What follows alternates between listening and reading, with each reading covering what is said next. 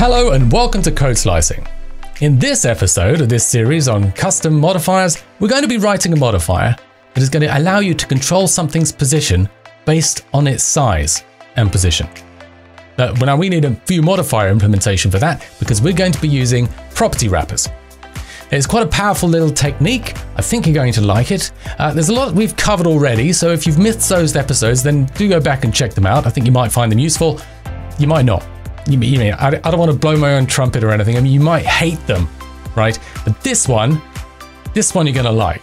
So stick around. It's going to be good.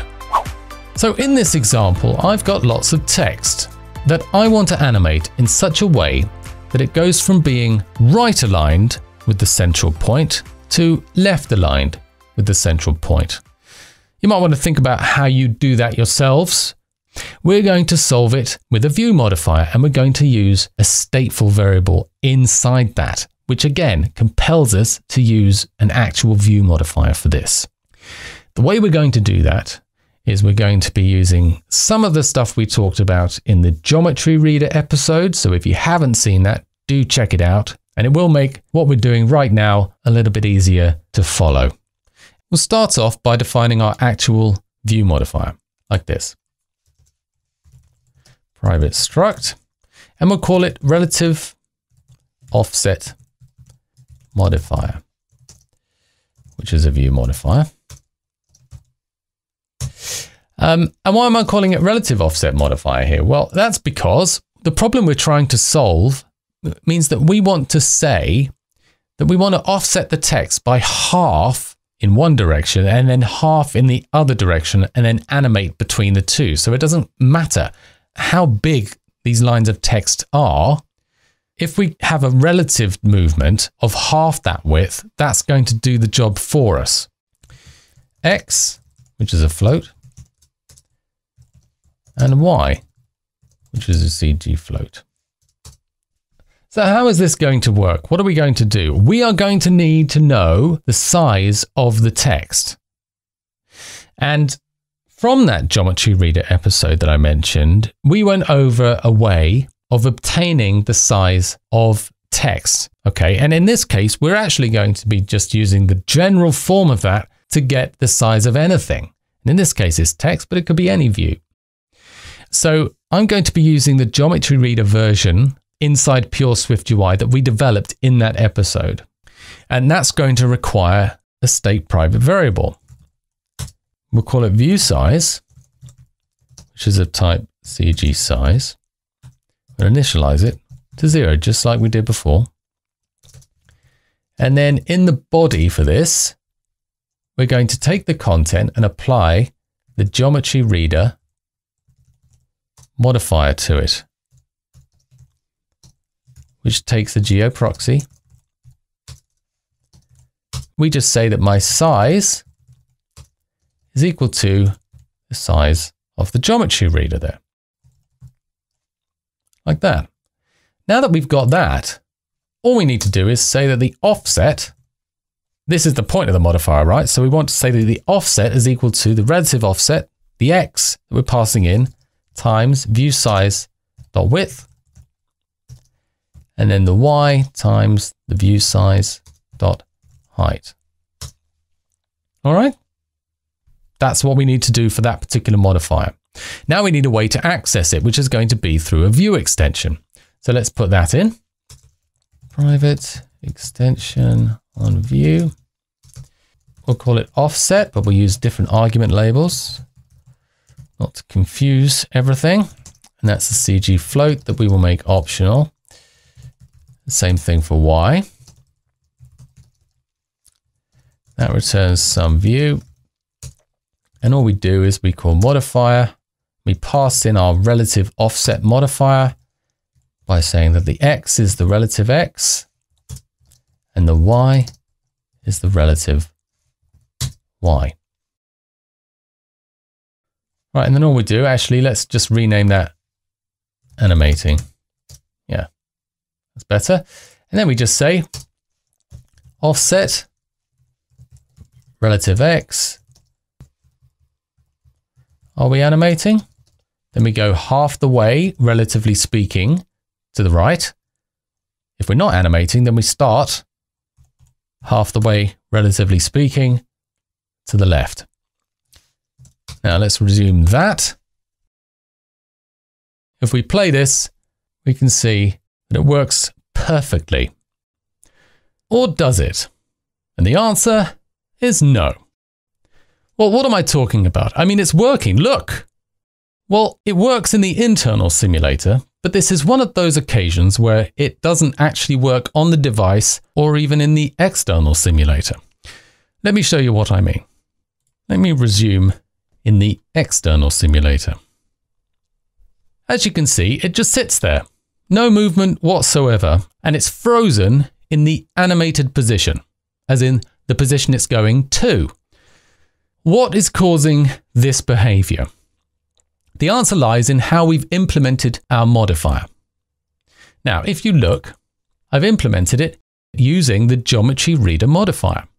Internally, that works using the onAppear modifier.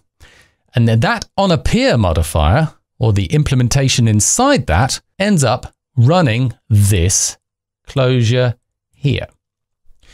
In other words, when that closure runs is dependent on when onAppear runs inside the Geometry Reader modifier implementation.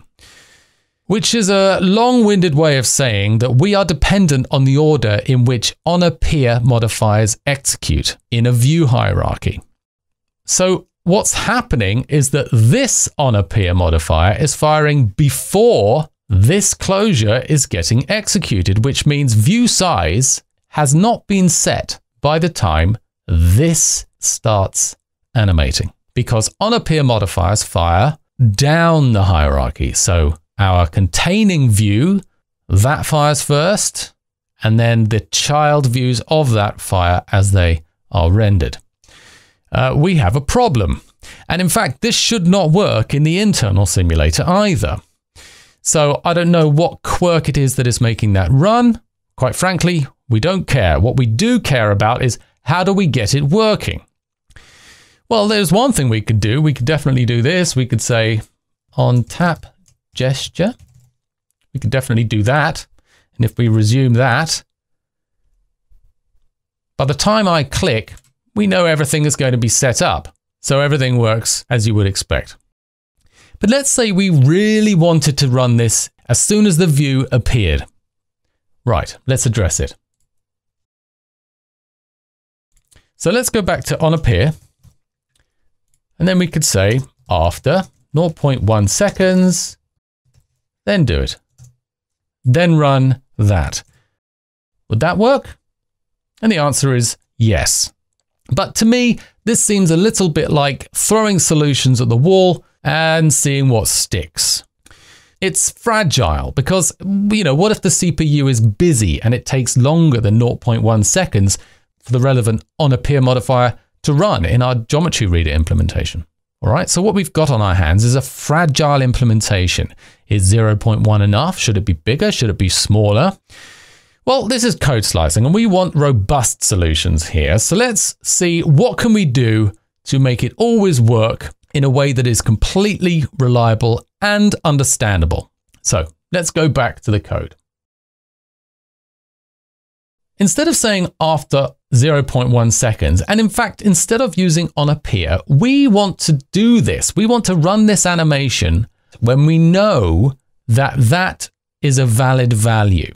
All right. So what we can actually do is run a callback to say, I am ready, I am complete. And we do that like this. So let ready callback, which is a callback that takes no parameters and returns void. And then once the view size is set, we say ready callback and we run it. In the extension, we can say that our ready callback is an escaping closure that takes no parameters and returns void. And then we simply assign that to what we've been given. And lastly, we provide this a trailing closure, which performs that logic there. We get rid of that. We run. And it works. Fantastic. And in fact, one thing I must do, because this must be driving you crazy out there.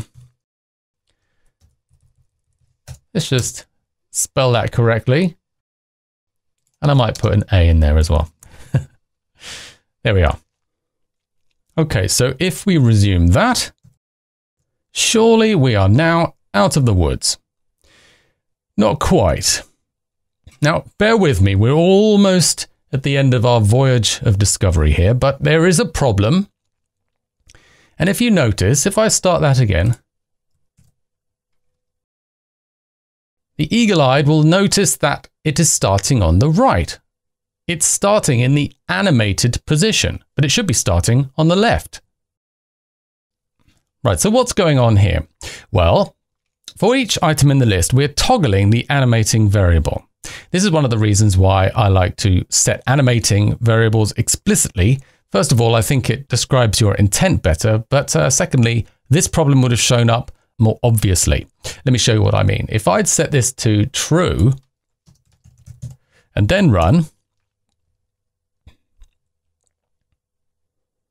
Oh, right. So only the last one is animating, which actually means only the first one, right?